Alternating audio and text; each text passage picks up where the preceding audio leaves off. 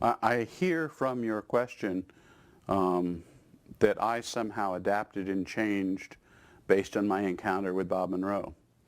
And I think I need to explain to you, it's probably bigger than that. I mean, I grew up in this world. My mom talked to dead people. She used to practice levitating with her high school girlfriends. This was all very regular stuff to me. So when I found myself in the Army and opened this book by Puthoff and Targ saying this stuff about remote viewing, it was like, well, of course I do that. They call that remote viewing? Oh, I didn't understand that. So this is all... Old school. Yes, it's, it's like, well, isn't that interesting? You have a name for this, kind of a thing. Okay.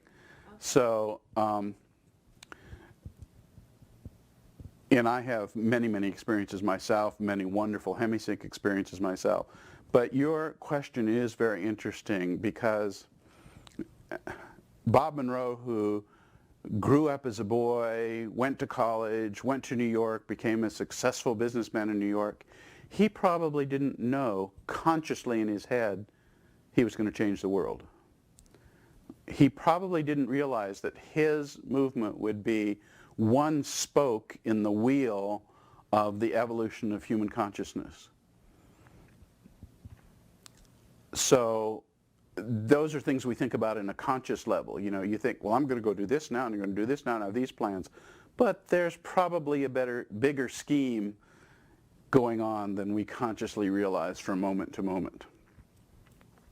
Bob always looked at me, because I was into computers and collecting data and measuring brain waves and everything, as being the big thing in his own conscious mind. And he'd come to me and he said, what do you have to tell me today? Well, 87% of this and divided by 2 and this.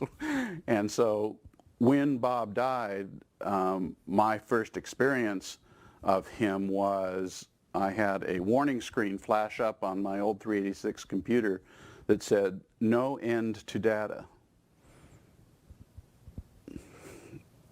That isn't a screen that's in the software package.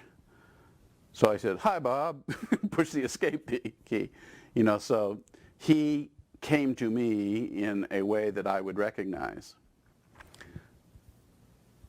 One other experience of him, and this is, well, actually I'll talk about participants experiencing him too, but a personal experience that I can personally testify to is at the Roberts Mountain Retreat campus up on the hill. There was a time that I went up there, and I was preparing the area to receive some visitors, and I was going to give the visitors a tour.